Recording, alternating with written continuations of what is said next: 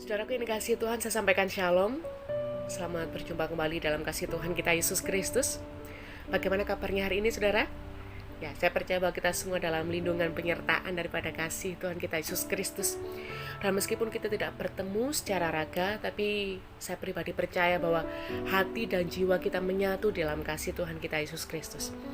Saudaraku, di tayangan awal tadi kita sudah bersama-sama melihat bagaimana di tengah-tengah pandemik virus corona ini, kita tidak hanya disuguhkan dengan berita-berita di mana banyak sekali orang yang terpapar virus corona ini, dan juga banyak di antara mereka yang harus meninggalkan dunia ini karena memang sudah positif virus corona. Tetapi juga ada salah satu pemberitaan yang membuat hati kita sedih, membuat hati kita miris, membuat hati kita merasa ketakutan, di mana ada seorang ibu 4 anak, ibu yang memiliki 4 orang anak, yang harus meninggalkan dunia ini, harus meninggal karena kelaparan, karena dia tidak bisa makan selama 2 hari. Hal tersebut dikarenakan karena memang anak yang pertama, anak sulung dia, harus di PHK dari pekerjaannya, dan suaminya yang hanya bekerja sebagai seorang pemulung, dia tidak bisa bekerja lagi karena memang keadaan di sekitar keluarga tersebut yang memang mengharuskan untuk berhenti bekerja sementara waktu ini, sehingga mengakibatkan keluarga ini mengalami kelaparan, dan bahkan Ibu Yuli ini harus meninggalkan dunia ini karena tidak makan selama 2 hari. Saudara, kalau kita dapat menengok saudara kita di kanan kiri, tetangga kita, mungkin banyak mengalami hal yang sama seperti yang dialami oleh Ibu Yuli. Kejadian pandemik virus corona ini memang mengakibatkan banyak sekali dampak negatif yang boleh kita lihat dan boleh kita rasakan. Lalu bagaimana kehidupan kita sebagai orang yang percaya kepada Tuhan Yesus Kristus? Apa yang dapat kita lakukan di tengah-tengah pandemik virus corona ini? Dapatkah kita menjadi berkat buat mereka? Saudaraku, Tuhan Yesus dengan jelas menuliskan hukum kasih di dalam kitab Matius, yaitu kasih kepada Tuhan dan juga kasih kepada sesama seperti diri kita sendiri. Tuhan katakan bahwa kasihilah Tuhan Allahmu dengan segenap hatimu dan dengan segenap jiwamu dan dengan segenap akal budimu. Dan hukum yang kedua yang sama dengan itu ialah kasihilah sesamamu manusia seperti dirimu sendiri. Dua hukum ini harus berjalan dengan baik dan seimbang. Jika kita sudah menerapkan hukum kasih yang pertama, lalu pertanyaannya, dapatkah kita menjalankan? Kasihilah sesamamu manusia seperti dirimu sendiri di tengah-tengah kesulitan yang kita juga hadapi bersama-sama.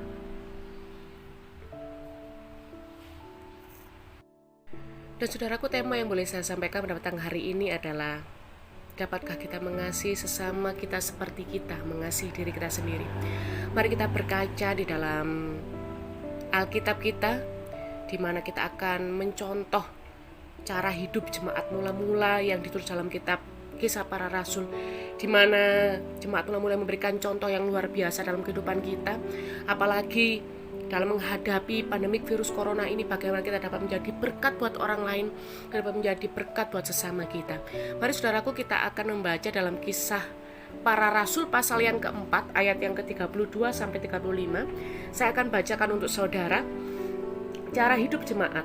Adapun kumpulan orang yang telah percaya itu, mereka sehati dan sejiwa, dan tidak seorang pun yang berkata bahwa sesuatu dari kepunyaannya adalah miliknya sendiri, tetapi segala sesuatu adalah kepunyaan mereka bersama. Dan dengan kuasa yang besar, rasul-rasul memberi kesaksian tentang kebangkitan Tuhan Yesus, dan mereka semua hidup dalam kasih karunia yang melimpah-limpah, sebab tidak ada seorang pun yang berkekurangan di antara mereka, karena semua orang yang mempunyai tanah atau rumah menjual kepunyaannya itu, dan hasil penjualannya itu mereka bawa dan mereka letakkan di depan kaki rasul-rasul, lalu dibagi-bagikan kepada setiap orang sesuai dengan keperluannya. Amin. Lalu ini adalah salah satu contoh dari jemaat mula-mula, cara hidup jemaat mula-mula yang dapat kita contoh agar kita dapat menjadi berkat buat orang lain di tengah-tengah pandemi virus corona ini. Saudaraku, di ayat yang ke-32 di sana dikatakan bahwa mereka sehati dan sejiwa. Artinya apa? Di tengah-tengah pandemi virus corona ini, apa yang harus kita lakukan? Kita harus saling mendoakan, saling menguatkan, sehingga kita dapat sehati dan sejiwa. Artinya kita bersatu, kita saling mendoakan, saling menguatkan antara satu dengan yang lain. Saudara, saya cukup miris, saya cukup marah ketika melihat banyak sekali pendeta-pendeta senior, pendeta-pendeta yang mereka sudah hebat sekali, mereka harus saling menghakimi satu dengan yang lain di tengah-tengah musibah saat ini. Ada yang mengatakan, kamu nabi palsu, aku yang benar, kamu salah. Apa itu doa mujizat? Apa itu doa seperti ini? Saya cukup miris saudara melihat seperti itu. Kenapa? Karena seharusnya di tengah-tengah pandemi virus corona ini, seharusnya yang kita lakukan adalah kita saling mendoakan, saling menguatkan antara satu dengan yang lain. Karena secara psikologis saudara, kita ini lemah. Kita merasa ketakutan. Dan bahkan mungkin akibatnya adalah kalau tidak terpapar virus corona, bisa jadi kita stres, depresi, karena mengalami ketakutan yang luar biasa. Belum lagi dampak sosial ekonomi yang boleh kita hadapi banyak sekali.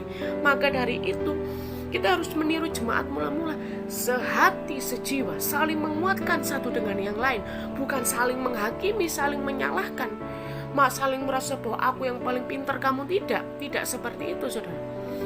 Justru di tengah-tengah seperti ini, ayolah kita saling menguatkan, kita saling membantu satu dengan yang lain.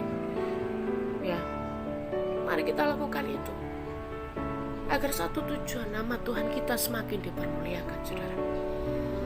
Itu tujuan kita bersama. Tidak ada tujuan yang lain. Apapun yang terjadi di depan kita, masa depan kita tidak pernah tahu. Di tengah pandemi virus corona, kita tidak pernah tahu kapan ini semua berakhir. Kita nggak tahu. Yang jelas adalah ini pasti berakhir, tapi sesuai waktu Tuhan.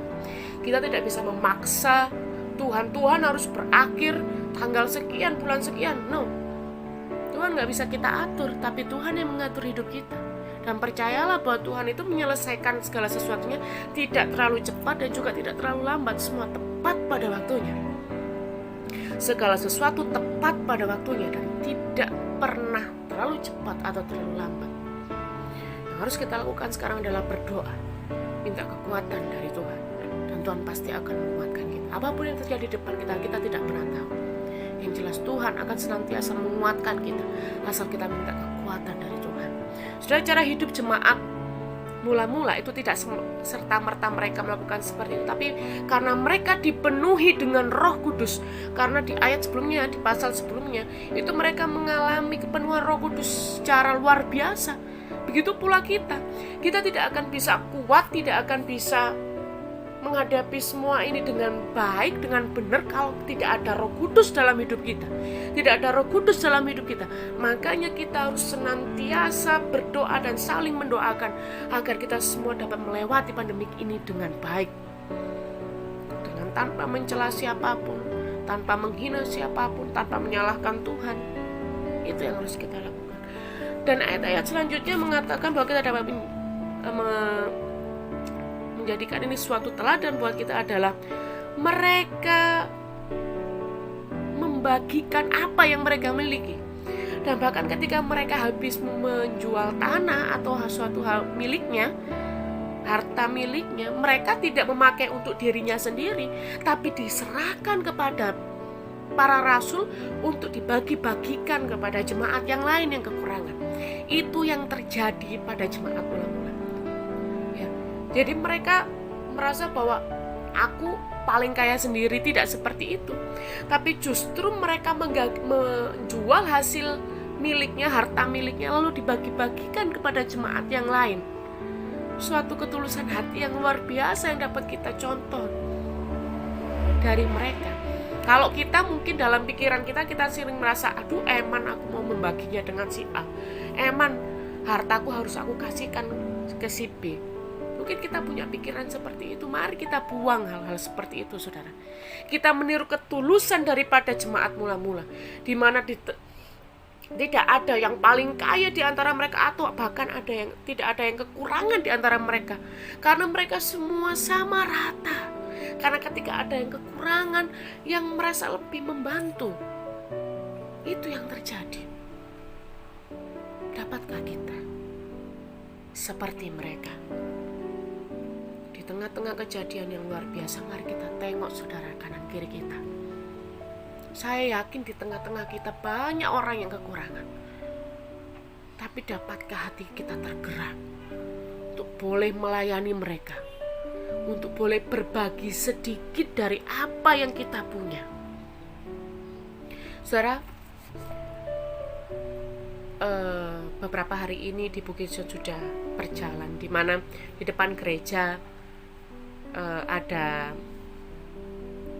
dikumpulkan kayak makanan gitu ya, makanan di depan gereja, lalu siapapun boleh ambil dan siapapun boleh menaruh makanan di situ. Itu adalah salah satu langkah yang luar biasa di gereja kita. Saya bersyukur jikalau itu terjadi di gereja kita, dan kita tidak melulu soal uang dan uang. Apa yang kita dapat tidak, tapi kita mau berbagi buat sesama kita. Itu satu langkah yang luar biasa. Jikalau kita ingin tidak hanya di situ, mari kita menengok tetangga kita, kanan kiri kita. Bagilah kepada mereka jikalau kita memiliki harta yang lebih, keuangan yang lebih. Mari kita bagi dengan mereka. Jangan merasa bahwa saya tidak peduli dengan ini, yang penting saya bisa makan dan yang lain saya tidak peduli. Jangan merasa seperti itu. Mari kita contoh jemaat mula-mula, di mana mereka memiliki kehidupan yang luar biasa di hadapan Tuhan. Mereka senantiasa saling mengasihi satu dengan yang lain. Itu yang harus kita contoh. Dan juga saudara, saya tergerak dengan persembahan yang ada di depan gereja kita. Saudara, gereja kita masih tetap berjalan meskipun kita berjauhan. Masih ada perjamuan kudus dan masih ada pelayanan yang diberikan oleh pendeta kita, pelayan-pelayan di gereja kita. Saudara, saya tergerak di dalam hati saya, bagaimana semua itu bisa berjalan kalau kita tidak memiliki hati untuk memberikan persembahan di gereja kita. Mari saudaraku, saya tidak disuruh siapa-siapa di sini, tetapi saya tergerak secara hati. Mari kita melakukan hal yang sama ketika kita beribadah dulu sebelum ada virus corona. Mari kita tetap memberikan persembahan. Setiap minggu pagi saudara, gereja itu dibuka dan saudara bisa memasukkan persembahan di sana, dan kita dapat menjadi berkat dimanapun kita berada. Sebelum kita jauh melangkah, mari kita melihat di depan mata kita. Kita memberikan persembahan untuk gereja kita, agar tetap pelayanan itu boleh berjalan dan kita semua dapat terlayani dengan baik. Ya, tanpa persembahan kita mungkin gereja kita juga tidak akan bisa berjalan dengan baik.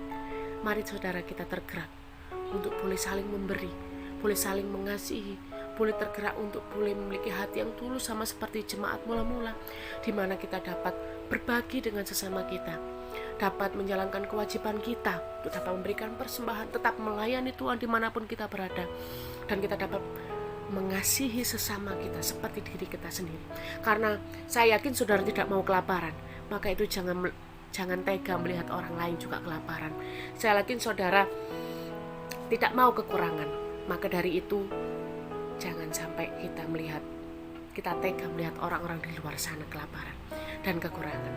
Dan juga pesan saya saudara, kita sebagai kaum muda, mungkin banyak sekali keinginan kita yang belum bekerja, banyak sekali keinginan kita yang kita tujukan pada orang tua kita. Apalagi ketika kita di rumah saja mungkin bosan, kita banyak sekali menuntut orang tua. No, stop, sudah hentikan itu semua. Sebab kita tahu keadaan ekonomi semua orang sedang kacau, maka jangan membuat itu semakin kacau saudara ya. Stop. Tetaplah mengasihi orang lain seperti dirimu sendiri, mengasihi orang tuamu juga seperti dirimu sendiri. Oke? Dan juga stay at home. Jangan sampai kita kemana-mana suka keluyuran, ngafe gak jelas kesana kemari. Stop, hentikan itu semua. silakan saudara bikin sendiri di rumah, itu lebih baik ya. Kalau saudara nggak tahu caranya, silakan tanya ke saya ya, saya bisa membuat kopi yang enak buat saudara ya. Silakan tanya dan tetap stay at home. Kalau saudara nggak kerja, silakan belajar di rumah, silakan main gadget di rumah sepuasnya, dan jangan sampai kita keluyuran nggak jelas, karena itu unfaedah dan itu akan membuat keadaan kita semakin buruk. Oke? Tetap semangat, tetap sehat, tetap bersatu dalam Tuhan, tetap saling mendoakan, jangan bertengkar satu dengan yang lain, tetap stay at home, dan juga jangan lupa berbagi dan selalu mengasihi sesama seperti kita mengasihi diri kita sendiri. Sebab ketika kita dapat menjalankan firman Tuhan dengan mengasihi Tuhan dengan segenap hidup kita, kalau kita nggak mengasihi sesama kita, sama aja nol. Artinya kita nggak bisa menjalankan hukum kasih itu dengan baik dan benar. Oke, terima kasih. Tuhan Yesus memberkati.